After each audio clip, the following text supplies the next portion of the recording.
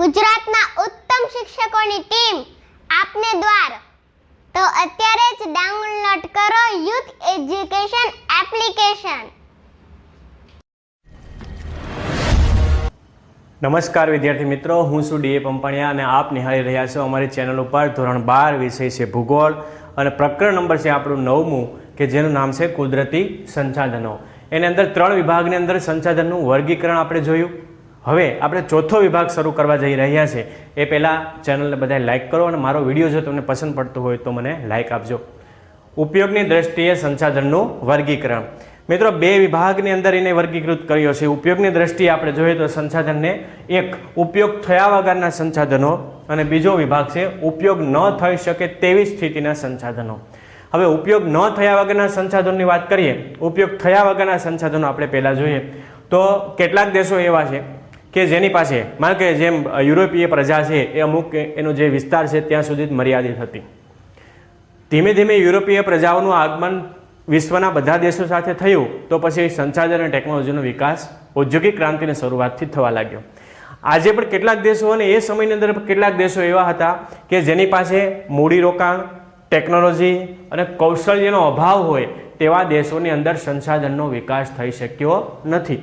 આજે પણ આપણે અમેરિકાની વાત કરીએ, આફ્રિકાની વાત કરીએ કે એશિયા ખંડના કેટલાક દેશો એવા છે, આફ્રિકાના કેટલાક દેશો એવા છે કે જેની પાસે મૂડીરોકાણ નથી, જેની પાસે ટેકનોલોજી નથી અને જેની પાસે કૌશલ્યનો અભાવ છે.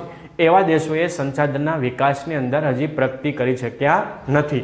તો કેટલાક સંસાધનો એવા છે કે જે ઉપયોગ થયા વગરના સંસાધનો એને કહેવામાં આવે. એની પાસે છે કુદરતની બક્ષિસ આપેલી ઘણા બધા સંસાધનો પડ્યા છે, પરંતુ એની પાસે 3 બાબત નથી. મૂડીરોકાણ. જો કોઈ પણ સંસાધનનો વિકાસ, દાખલા કે આફ્રિકામાંથી સોનાની ખાણો આવેલી છે, હીરા મળે છે, કોલસો પ્રાપ્ત થાય, પણ એની પાસે જે એને સારકામ કરવું, એનું ખોદકામ કરવું, એનું ખનનનું કાર્ય કરવું, એનું પ્રોસેસિંગ કરવું કે પછી એને જે ફિલ્ટરાઇઝ કરવી, આ બધી પ્રક્રિયાની અંદર મૂડીરોકાણની જરૂર પડે.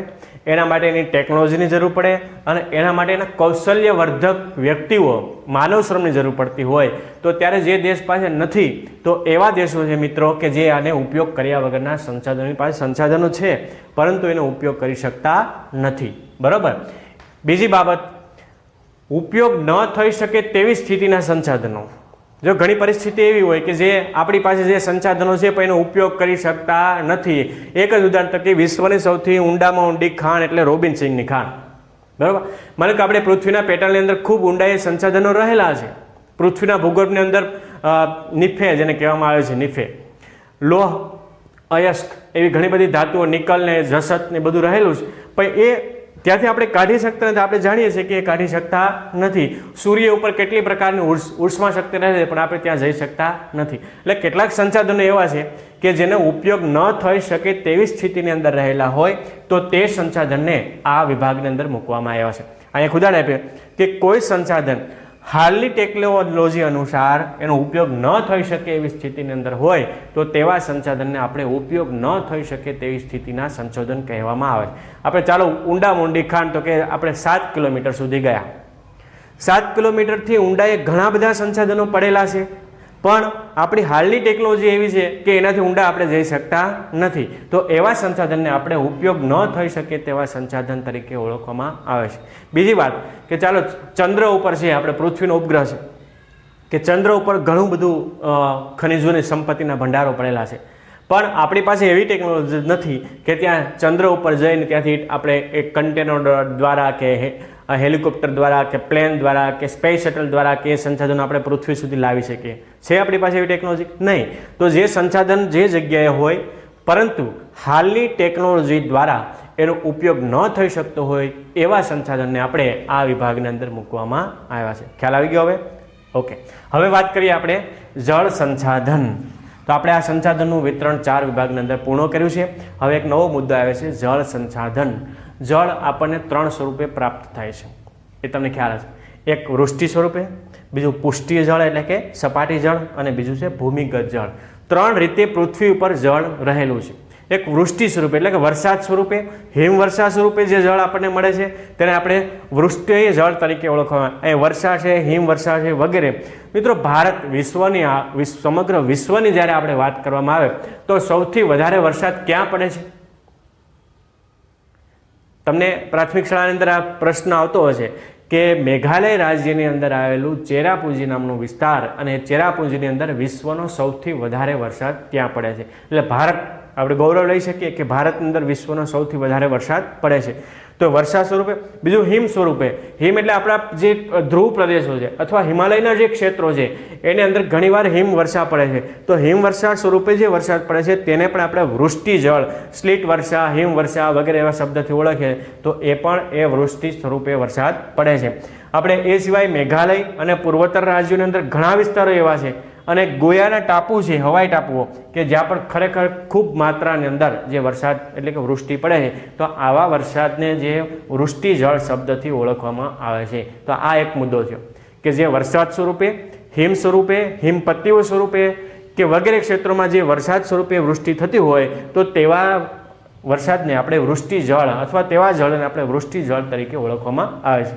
બીજું વાત, પુષ્ટીય જળ અથવા સપાટી પર જળ. સપાટી એટલે પૃથ્વીની સપાટી પર જે જળ રહેલું છે. હવે પૃથ્વીની સપાટી પર કયા પ્રકારના જળ રહેલા છે? તો તમને યાદ આવશે કે નદી છે, સરોવર છે, તળાવો છે, ઝરણાઓ છે. બરાબર, અહીં આપણે વાત કરીએ કે ઝરણાઓ છે, નદીઓ છે, તળાવો છે વગેરે સ્વરૂપે આપણને જે જળ રહેલું છે, આ બધું જ જળ છે એ વિશ્વની અંદર મોટાભાગના જે જથ્થાઓ છે એ સ્વરૂપે રહેલા છે. ભારતની અંદર કેટલા બધા તળાવો છે, નદીઓ છે, ઘણી બધી નદીઓ કે 12 માસ આપણે નદી જે ચાલતી હોય એનો પ્રવાહ હોય, ઊંડાઈ હોય, વહેણ હોય, તો તેવી નદીના જે સપાટી પરના જળ તરીકે તેને ઓળખવામાં આવે છે. અને પ્રશ્ન એ આવે કે વિશ્વમાં સૌથી વધારે સપાટી જળનો જથ્થો કયા દેશ પાસે છે? તો વિશ્વમાં સૌથી વધારે સપાટી જળ જથ્થો યુએસએની અંદર આવેલું કેનેડા. અને ફરી પાછું મિત્રો યાદ કરીએ, ખૂબ મોસ્ટ આઈએમપી પ્રશ્ન મેં તમને આપેલો છે, ગ્રેટ લેક સેન્ટ લોરેન્સ આપણે જોઈ ગયા.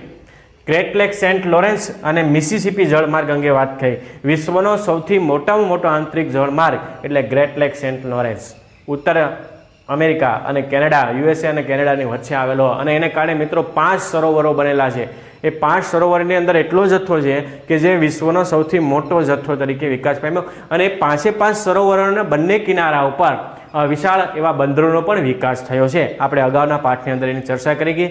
મેં તમને મોસ્ટ આઈએમપી પ્રશ્ન પણ આપેલો છે આ, એટલે ખૂબ તૈયારી કરજો તમે. ગ્રેટ લેક સેન્ટ લોરેન્સ માર્ગ ઘણી જગ્યાએ તમને કામ લાગશે. ઓકે, આ વિશ્વનો સૌથી મોટો જળ જથ્થો, સપાટી પરનો સૌથી મોટો જળ જથ્થો એ યુએસની અંદર આવેલી અને કેનેડાની સરહદે આવેલી Great Lake Saint Lawrence, Lawrence નદી જે નીકળે છે અને એમાં 5 સરોવરો એકબીજાને લોકગીતથી જોડી દીધા છે, એનો ઉલ્લેખ કરવામાં આવ્યો છે. આ વાત થઈ પુષ્ટીય જળની. બરોબર. ત્રીજી બાબત છે ભૂમિગત જળ. ભૂમિગત જળ એટલે શું? કે ભૂમિની અંદર જે પૃથ્વીના પેટાળની અંદર રહેલું જળ એને આપણે ભૂમિગત જળ તરીકે ઓળખીએ છીએ. ખાસ ચોમાસું, શિયાળો બાદ કરતાં આપણે ગુજરાત અને સૌરાષ્ટ્રના મોટાભાગના વિસ્તારોમાંથી પાતાળ કૂવાઓની સંખ્યા ખૂબ વધારે રહેલી ઉત્તર ગુજરાતની અંદર.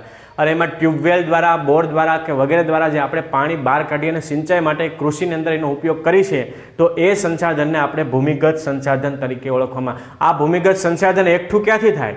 તો એના માટે આપણે કીધું છે કે ખડકો, છિદ્રો, તિરાડો કે જે કોઈ પણ એની તિરાડો છે એ વડે, એને ફાટો વડે જે જમીનની અંદર જે પાણીનો જથ્થો એકઠો થાય છે અને એ પાણી છે ચોમાસાની અંદર ખૂબ વરસાદ પડે તો આ બધું પાણી જો એકી સાથે વરસાદ પડે તો નદી સ્વરૂપે સમુદ્ર અંદર જતું રહે છે. પણ ધીમી ધારે જ્યારે વરસાદ પડે છે ત્યારે એ કેટલાક પાણીઓ એ જમીનની અંદર છિદ્રો આવેલા છે.